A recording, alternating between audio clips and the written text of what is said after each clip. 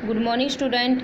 बेटा आज हम शुरू करते हैं आपका चैप्टर 10 कामचोर। कामचोर कौन होते हैं? जो काम से जी चुराते हैं, काम करने से बचते हुए रहते हैं। तो बेटा इसकी जो लेखिका है वो इस्मत चुगताई द्वारा लिखित यह एक निबंध है। बेटा यह एक प्रकार की एक श्रेष्ठ कहानी है। इसके ज़रिए यह समझाया जाता है कि भाई हमें काम से कभी भी जी नहीं चुराना चाहिए, और जो बच्चे काम से जी चुराते हैं उनका क्या हाल होता है वो हम आपको इस चैप्टर में बताएंगे। तो बेटा जो इस कहानी है यह इस्मत चुगताई द्वारा लिखी गई एक श्रेष्ठ कहानी है।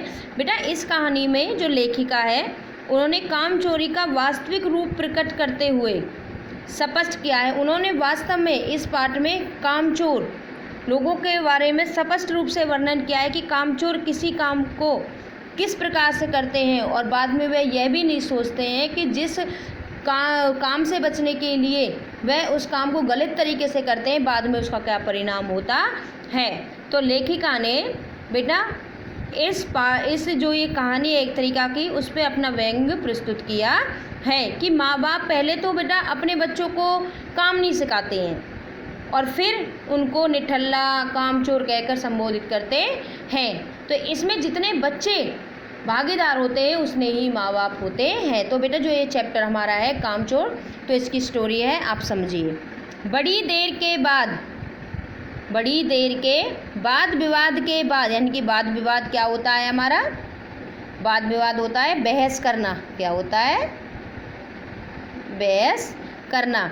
यानी कि बड़ी देर के बाद विवाद के बाद यह तय हुआ कि सचमुच नौकरों को निकाल दिया जाए, जो कि कामचोर चैप्टर है। इसमें ये देख रहे हैं जितने भी ये बच्चे हैं, ये सब बच्चे इतने कामचोर हो गए हैं कि भाई ये ना तो अपने हाथ से पानी पीते हैं और ना ही कुछ काम करते हैं। तो उनके बड़े बूढ़ों ने, उनके माता पिता ने, उनकी दादी जी ने, सबने फैसला किया कि भाई जो हमारे घर में नौकर काम करते हैं तो हमें उन्हें निकाल देना चाहिए, क्योंकि उनके आपस में बहस हुई और उन्होंने यह निश्चित किया कि हमें नौकरों को काम से निकाल दिया जाना चाहिए। आखिर ये मोटे मोटे किस काम के हैं? जो ये मोटे मोटे हैं यहाँ पर बच्चों के लिए प्रयोग किए गए हैं ये शब्द, कि जो ये मोटे मोटे बच्चे हैं ये सब किस काम के हैं? हिलकर पानी नहीं पीते हैं। जो ये बच्चे हैं हिलकर भी पानी नहीं पीते, इन्हें अपना काम खुद करने की आदत होनी चाहिए। कामचोर कहीं के।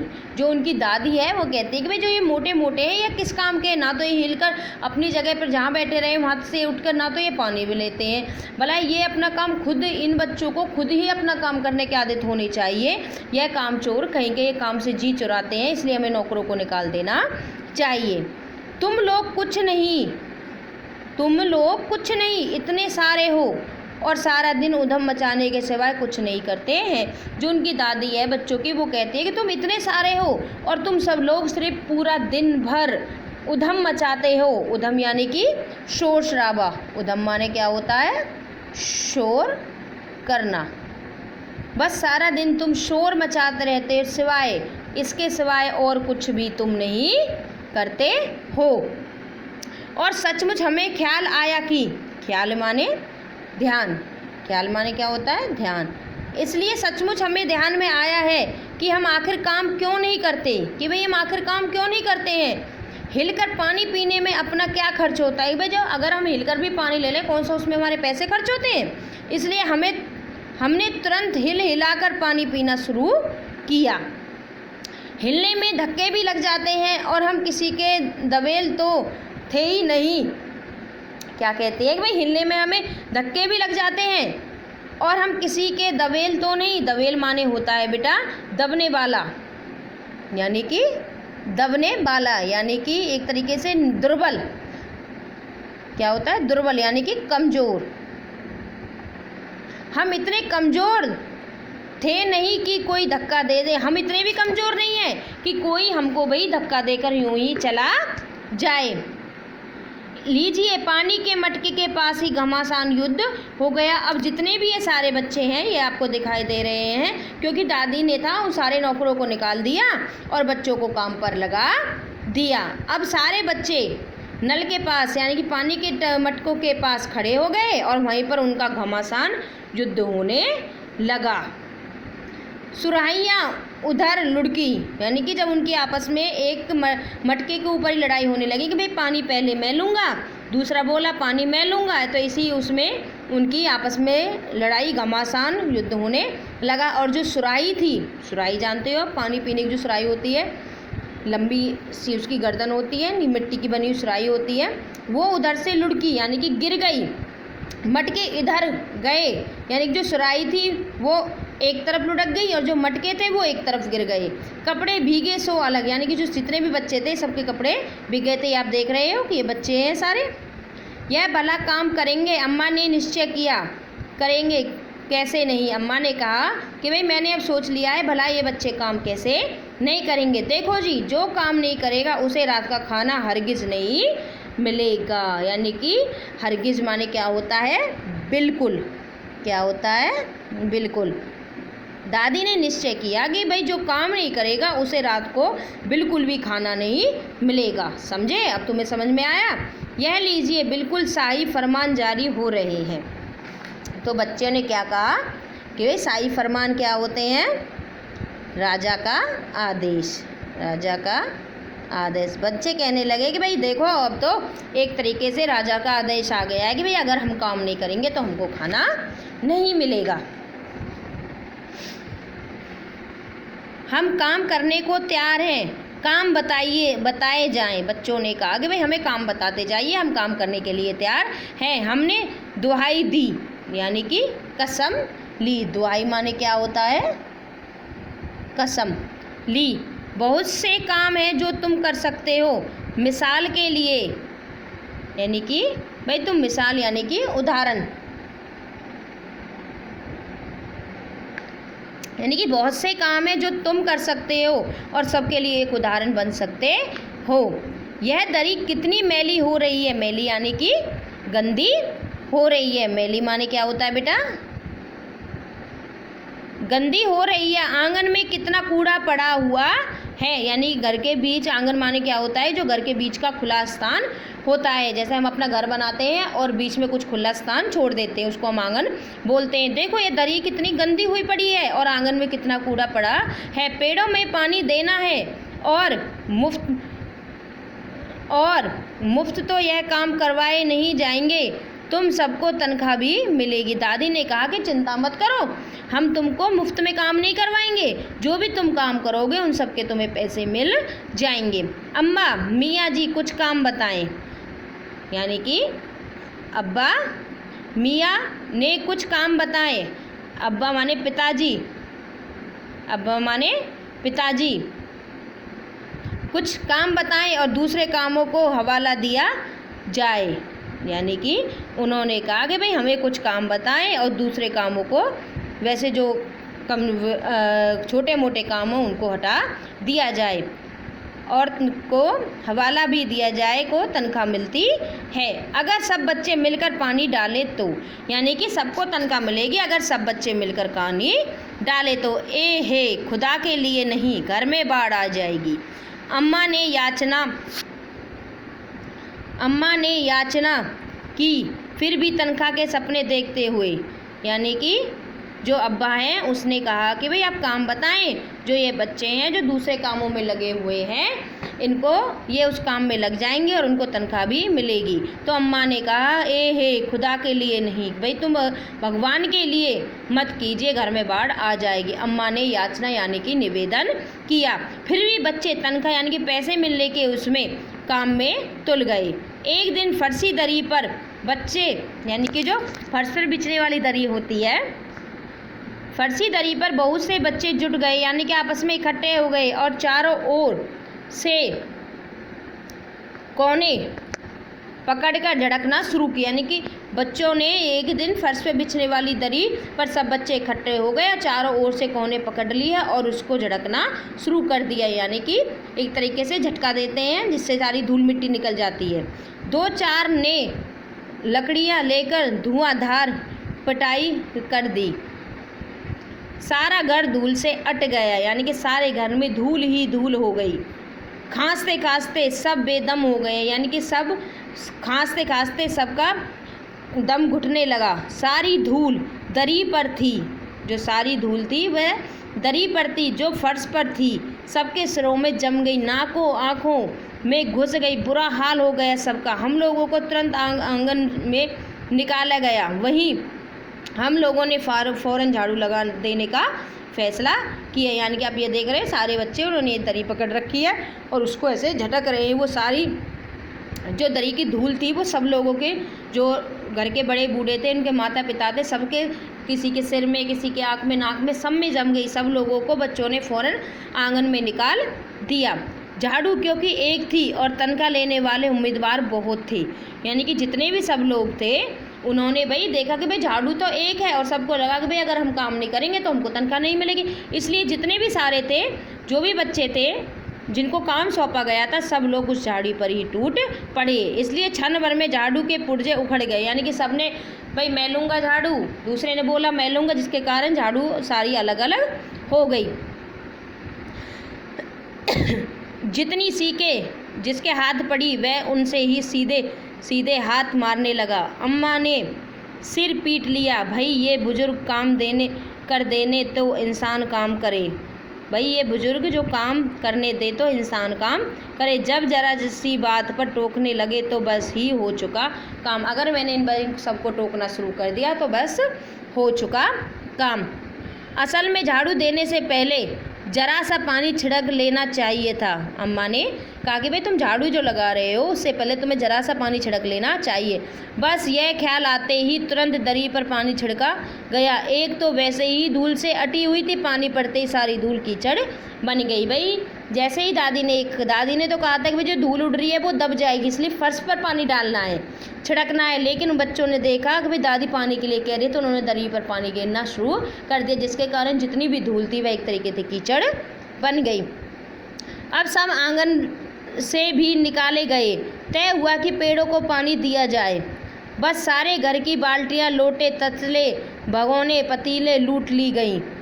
जिन्हें ये चीज़ें भी नहीं मिली वे डोंगे, कटोरे और गिलास भी ले भागे। भाई जिनको भी ये चीज़ नहीं मिली वो ये डोंगे कटोरे भी लेकर भागने लगे। अब सब लोग नल पर टूट पड़े। यहाँ भी घमासान मची कि क्या मजाल जो एक बूंद पानी किसी के बर्तन में आ सके। नल के पास भी आकर सब में युद्ध शुरू हो गया। दूसरा डास किसी बाल्टी पर पतीला और पतीले पर लोटा और भगोने और डोंगे। पहले तो धक्के चले, फिर कुहनियाँ यानी कोहनियों से धक्का दिया गया, उसके बाद बर्तन। फ़ौरन बड़े भाई बहनों, मामुओं और दमदार मौसियों, फूफियों की कुमक भेजी गई। फौज मैदान में हथियार फेंककर पीठ दिखा गई। खनक बेटा ये लाइट को बंद करना।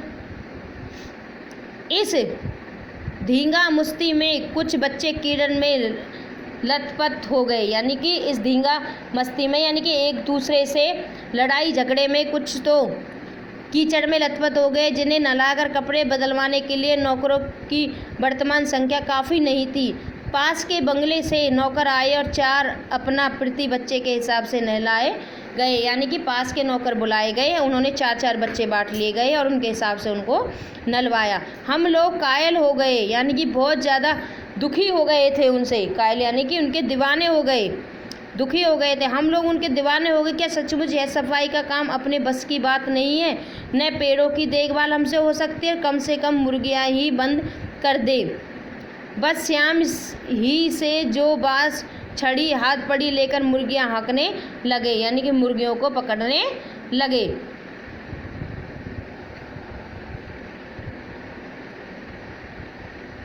चल चल दड़वे, चल दड़वे, यानी कि मुर्गी खाना का डिब्बा जहाँ पर मुर्गियाँ रखी रहती थी। पर साहब मुर्गियों की भी किसी से हमारे विरुद्ध भड़का रखा था। ऊट पटांग इधर उधर कूदने लगी। 2 मुर्गियाँ खीर के प्यालों से जिन पर आया चांदी के वर्क लगा रखी थी दौड़ती फाड़ती हुई निकल गईं। तूफान गुजरने के बाद पता चला कि प्याले खाली हैं और सारी खीर दीदी के कामदानी के दुपट्टे और ताजे धुले सिर पर लगी हुई थी। एक बड़ा सा मुर्गा अम्मा के खुले हुए पायदान में कूद पड़ा और कत्थे चून में लुथड़े हुए पंजे लेकर नानी अम्मा का, यानी कि जो कत्थड़े इस पे दे रखा है ना बेटा, ये का यहाँ पर एक बड़ा सा मुर्गा अम्मा के खुले हुए पायदान में कूद पड़ा और कत्थे चूने में और कुछ चून में लथे हुए पंजे लेकर नानी अम्मा की सफ़ेद दूध जैसी चादर पर छापे मारता हुआ निकल गया। यानी कि कुछ होने तो उछल कूद करके खीर जो रखी हुई थी, चांदी का वर्क था, उस सारी खीर को फैला दिया। और कुछ दादी के बड़ा सा मुर्गा दादी के पायदान पर कूद पड़ा और आटे में लथपथ हुए उसके पंजों से वह उनकी साफ सुथरी चादर पर पार निकल गया।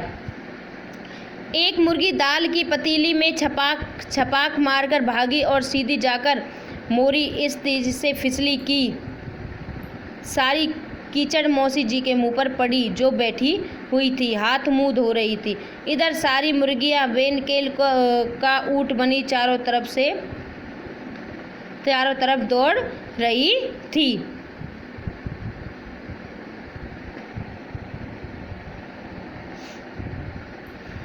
एक भी दौड़े में जाने को राजी नहीं थी, यानी कि एक भी उस डिब्बे में जाने को राजी नहीं थी जहाँ पर मुर्गियाँ रहती थी रोज। इधर किसी की जूझी की जो भेड़ें आई हुई हैं, लगे हाथों उन्हें भी दाना खिला दिया जाए। भाई इधर उनको सूझी कि भाई जो अब भेड़ें आई हुई हो, किसी तरीके से इनको भी अब खाना खिला दिया जाए। दिन भर की भूखी भेड़ें दाने का सूप देखकर जो उसकी सबकी सब झपटी भाग कर जाना कठिन हो गया, लस्टम पस्टम तख्तों पर चढ़ गई। यानी कि जो जितनी भी भेड़ें थी वह इधर उधर यानी कूदती फांदती हुई तख्तों पर चढ़ गई। पर भेड़ चाल मशहूर है, उनकी नज़र तो बस दाने के सूप पर ही जमी हुई थी। पलंगों को फलांगती यानी कि कूदती, बर्तन लुढ़काती और साथ साथ चढ़ गई थी। तख्त पर बानी दीदी का दुपट्टा फैला हुआ था, जिस पर गोखरी चंपा और सलमा सितारे रखकर बड़ी दीदी मुगलानी बुआ को कुछ बता रही थी।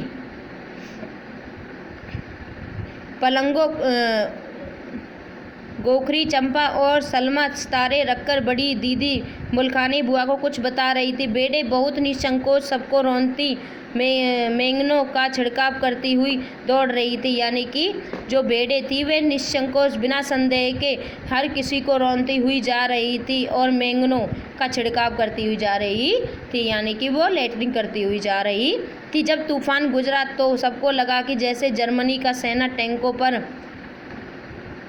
बमबारों सहित उधर से छापा मारकर गुजर गई हो। यानी कि उन्हें लगा कि भाई जो तूफान गुजरा है वो ऐसा लग रहा था जैसे जर्मनी की सेना ने टैंकों में बमबारी कर यहाँ से छापा मारकर चला गया है। जहाँ जहाँ से सूप गुजरा, भेड़ों शिकारियों कुत्तों की तरह गंध सूंघती हुई हमला करती गई।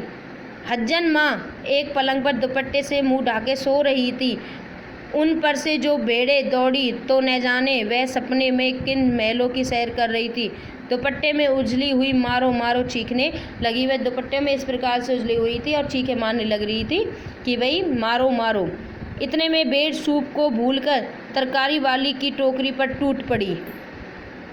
उनको फिर सब्जियां दिख गई तो भेड़ों ने सूप को छोड़ दिया और तरकारी वाली यानी सब्जी वाली की टोकरी पर टूट पड़ी। दालान में बैठी मटर की फलियां तोल तोल कर रसोई को दे रही थी। यानी कि दलान में बैठी हुई थी, जो बरामदा होता है उसको मित्र के दलान बोलते हैं। बैठी मटर की फलियां तोल तोल कर रसोई को दे रही थी। वह अपने तरकारी का बचाव करने के लिए सीना तान कर उठ गई। आपने कभी भेड़ों को मारा होगा तो अच्छी तरह देखा होगा कि बस ऐसा लगता है जैसे रुई के तकिए को कूट रहे हों। भेड़ को चोट ही नहीं लगती, बिल्कुल यह समझकर कि आप उनसे मजाक कर रहे हो वह आप ही पर चढ़ बैठेंगी। जरा सी देर में भेड़ तरकारी छिलकों समेत अपने पेट की कढ़ाई में झोंक दी। यानी कि उन्होंने थोड़ी सी देर में जितनी भी तरकारी थी सबको अपने पेट के अंदर ले लिया। इधर वह प्रलय मची, उधर दूसरे बच्चे भी लापरवाह नहीं थे। इतनी बड़ी फौज थी जिसे रात का खाना न मिलने की धमकी मिल चुकी थी। वे 4 भैंसों का दूध देने में जुट गए। यानी कि अब वे भैंसों का दूध निकालने में जुट गए। धुली बेधुली बाल्टी लेकर, यानी कि बाल्टी धुली भी नहीं थी, बस जैसी थी धुलना बेधुलना उसका बराबर था, वैसी बाल्टी लेकर 8 हाथ 4 थनों पर पिल पड़े। यानी कि ये देख रहे हो आपके ये सारे बच्चे हैं, ये बाल्टी है, यहाँ पर भैंस है, इससे अब ये 4 जने हैं, इनके 4 हाथ आ रहे हैं, इसके 4 थन हैं, तो वे एक तरीके से बाल्टी पर टूट पड़े। भैंस एकदम जैसे चारों पैर जोड़कर उठी और बाल्टी को लात मारकर दूर जा खड़ी हुई। तय हुआ कि भैंस की अगाड़ी पिछाड़ी बांध दी जाए, यानी कि जो भैंस के आगे के पैर और पीछे के पैर इनको बांध दिया जाए। फिर काबू में लाकर दूध दुह लिया जाए, यानी कि फिर ये भैंस काबू में आ जाएगी और उसका दूध निकाल लिया जाएगा। बस झूले की रस्सी उतारकर भैंस के पैर बांध दिए गए। पिछले 2 पैर चाचा जी की चारपाई के पाँव से बांध दिए। अगले 2 पैरों को बांधने की कोशिश की जा रही थी कि भैंस चौकन्नी हो गई, सावधान हो गई, छूटकर जो भागी तो पहले चाचा जी समझे कि शायद कोई सपना देख रहे हैं। फिर जब चारपाई पानी के ड्रम से टकराई और पानी उछलकर गिरा तो समझे कि आंधी तूफान में फंसे हैं, साथ में भूचाल भी आया हुआ है। यानी कि चाचा जी को नहीं पता था कि जो उनकी भैंस के जो पैर है वो उनकी खाट से बांध दिए गए हैं। भाई वो तो सो रहे थे, वही सपने में देख रहे थे कि भाई ये क्या हो रहा है, लेकिन जैसे उनकी आंखों पर जब पानी आकर पड़ा तो उन्हें लगा कि भाई ये भूचाल तूफान आ रहा है, साथ में भूचाल भी आया। फिर जल्दी से उन्हें असली बात का पता चल गया और वे पलंग की दोनों पट्टियाँ पकड़े बच्चों को छोड़ देने वाले को बुरा भला सुनाने लगे।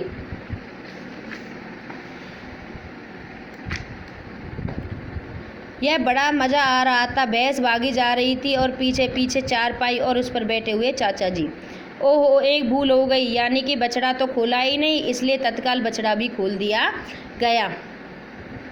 तीर निशाने पर बैठा बछड़े की ममता में व्याकुल होकर भैंस ने अपने खुरों को ब्रेक दिया, यानी कि भैंस ने बछड़े को देखकर ही अपने पैरों को रोक लिया। बछड़ा तत्काल जुट गया। दूध दुहने वाले गिलास कटोरे लेकर लपके, यानी जो दूध निकालने वाले थे सब लोग किसी हाथ में गिलास, किसी हाथ में कटोरा, कटोरी, बाल्टी लेकर सब निकले, क्योंकि बाल्टी तो छपाक से गोबर में जा गिरी। जो बाल्टी थी वह छपाक से, वह बिल्कुल जो बाल्टी थी वह छपाक यानी कि ध्वनि उत्पन्न करते हुए एकदम से, जो बाल्टी थी वह एकदम से गोबर में जा गिरी। बछड़ा फिर बागी हो गया, यानी कि जो बछड़ा था वह एक तरीके से शून्य सा हो गया। क्या कुछ दूध ज़मीन पर और कुछ दूध कपड़ों पर गिरा। 2-4 धारें गिलास कटोरी पर आई थी, पड़ गई, बाकी बछड़ा पी गया। यह सब कुछ मिनटों में 3/4 में हो गया। घर में तूफान उठ खड़ा हुआ। ऐसा लगता जैसे सारे घर में मुर्गियाँ, भेड़ों, टूटे हुए तसले, बाल्टियाँ, लोहे, कटोरे और बच्चे थे। बच्चे बाहर किए गए, मुर्गियाँ बाग में हगाई गई। मातम सा मनाती तरकारी वाली की आंसू पहुँचे और अम्मा आगरा जाने के लिए सामान बांधने लगी। भाई अम्मा ने कहा कि भाई मेरे बस की नहीं है सारा कुछ देख रहे, इसलिए मैं अपना सामान बांध कर आगरा जा रही हूँ। यहाँ तो बच्चा राज कायम कर लो या मुझे ही रख लो। अम्मा ने कहा कि भाई या तो इस घर में बच्चे रहेंगे या तो बच्चों का ही राज चलेगा, या फिर आप मुझे ही रख लो, नहीं तो मैं चली मायके। अम्मा ने चुनौती दी और अब्बा ने सबको कतार में खड़ा करके, यानी कि अब्बा ने सबको एक लाइन में खड़ा किया और पूरी बटालियन, यानी कि जितने भी बच्चे थे पूरी फौज को कोर्ट मार्शल कर दिया। अगर किसी बच्चे ने घर की किसी चीज़ को हाथ लगाया तो बस रात का खाना बंद हो जाएगा। ये लीजिए, इन्हें किसी रुकावट शांति नहीं, करवट शांति नहीं। हम लोगों ने निश्चय कर लिया कि अब चाहे कुछ भी हो जाए हिलकर पानी भी नहीं पिएंगे। तो भाई उन्होंने कहा अम्मा ने कि ये देखो, इन बच्चों ने तो अपना सोच रखा है कि चाहे कुछ भी हो जाए, दुनिया इधर से उधर हो जाएगी, लेकिन हम अपने हाथ से हिलकर पानी नहीं पिएंगे। तो बेटा ये हमारा कामचोर वाला पार्ट था। इसमें यही है कि जो बच्चे काम से जी चुराते हैं और उन्होंने उनके माता पिता ने, बड़े बूढ़ों ने जैसे ही उन्हें काम कराने का कोशिशें की तो उन्होंने ये सब कर दिया। थैंक्स।